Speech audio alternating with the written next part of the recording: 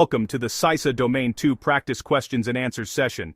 I'm Adam from 3V Learning Center. In this video, we'll work through exam-style questions covering governance and management of IT, explain the correct answers, and discuss the reasoning behind them to help you build confidence and improve your chances of passing the CISA exam. We'll tackle several practice questions.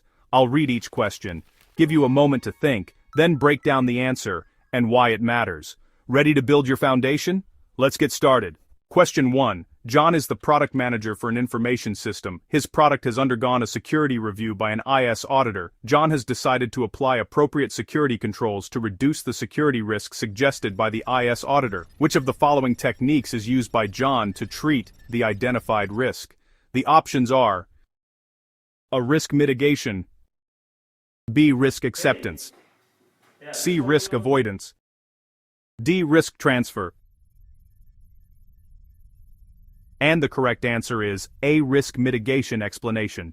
John is applying controls to reduce the level of risk, which is the definition of risk mitigation.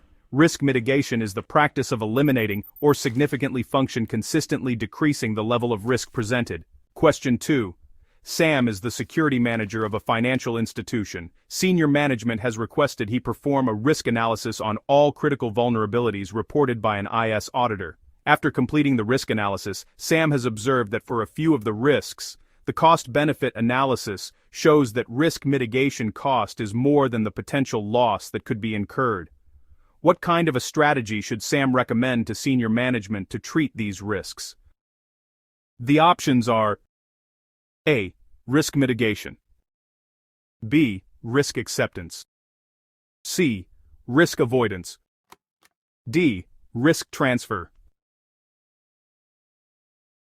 The answer is B. Risk acceptance explanation. Correct. When the cost of mitigation outweighs the potential loss, the rational business decision is to formally accept the risk. Risk acceptance is the practice of accepting certain risks based on a business decision that weighs the cost versus the benefit of dealing with the risk. Question 3. An internal control audit has revealed a control deficiency related to a legacy system where the compensating controls no longer appear to be effective. Which of the following would best help the information security manager determine the security requirements to resolve the control deficiency? The options are A. Cost-benefit analysis, B. Gap analysis, C. Risk assessment, D. Business case. The correct answer is B. Gap analysis. A gap analysis will directly compare the current state, ineffective controls, with the desired state, secure system, to identify the specific security requirements needed. Question 4. An IS auditor has assessed a payroll service provider's security policy and finds significant topics are missing. Which of the following is the auditor's best course of action? The options are A. Recommend that the service provider develop a complete policy, B. Notify the service provider of the discrepancies, C. Report the risk to internal management, D. Recommend terminating the contract with the service provider. The correct answer is C. Report the risk to internal management. Explanation. The IS auditor's client is the organization that engaged them. The auditor must report the control deficiencies at the service provider as a risk to internal management. Question 5. Which of the following should an IS auditor recommend as most critical to an effective performance improvement process for IT services? The options are A. Progress on performance goals is regularly reported to the board, B. The performance goals are aligned with a commonly accepted framework, C.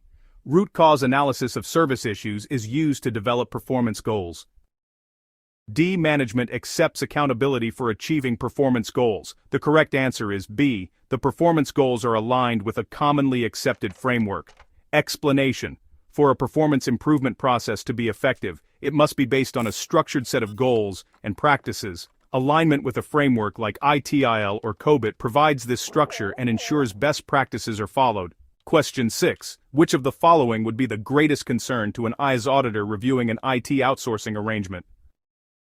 The options are A. Several IT personnel perform the same functions as the vendor, B. The contract does not include a renewal option, C. Development of KPIs that will be used was assigned to the vendor. D. Some penalties were waived during contract negotiations. The correct answer is C. Development of KPIs that will be used was assigned to the vendor. Explanation correct. If the vendor develops the KPIs used to measure their own performance, there is a conflict of interest and a lack of objectivity. The client organization must own and define the performance metrics. Allowing the vendor to define their own performance metrics, KPIs, removes objectivity and management's ability to effectively hold the vendor accountable. Question 7. An IS auditor discovers instances where software with the same license key is deployed to multiple workstations in breach of the licensing agreement. Which of the following is the auditor's best recommendation? The options are: A. Evaluate the business case for funding of additional licenses. B. Require business owner approval before granting software access. C. Remove embedded keys from official software images. D. Implement software licensing monitoring to manage duplications. The correct answer is D. Implement software licensing monitoring to manage duplications. Explanation: a detective control that actively monitors and reports on license compliance is the most sustainable and effective way to identify and manage this issue. Implementing a monitoring tool provides an ongoing, automated control to detect and prevent future license violations. Question 8. Question 8. Which of the following should be of concern to an IS auditor performing a software audit on virtual machines? The options are: A. Software licensing does not support virtual machines. B. Software has been installed on virtual machines by privileged users.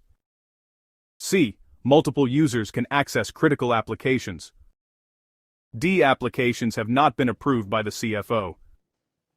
The correct answer is A. Software licensing does not support virtual machines. Explanation: A. Significant risk in virtual environments is that traditional per CPU or per server software licenses may not be valid or may be more expensive. The auditor must verify licensing compliance for virtualized software.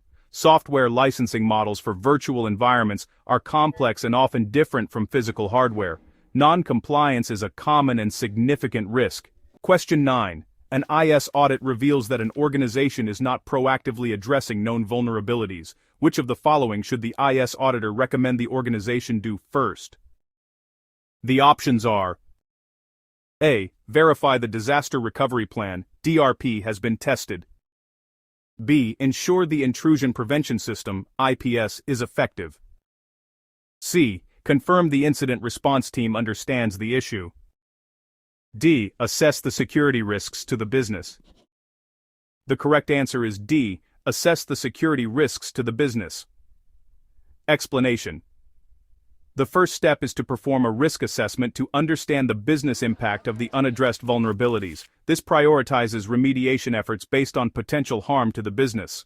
Before acting, the organization must understand the risk. A risk assessment will prioritize vulnerabilities based on their potential business impact. Question 10. Which of the following best demonstrates to an IS auditor that an organization has implemented effective risk management processes? The options are: A. Critical business assets have additional controls. B. The risk register is reviewed periodically. C. A business impact analysis, BIA, has been completed. D. The inventory of IT assets includes asset classification. The answer is B. The risk register is reviewed periodically. Explanation: A. Periodic formal review of the risk register indicates an ongoing living risk management process where risks are regularly identified, assessed, and updated. A periodically reviewed and updated risk register is a key indicator of a mature, ongoing risk management process.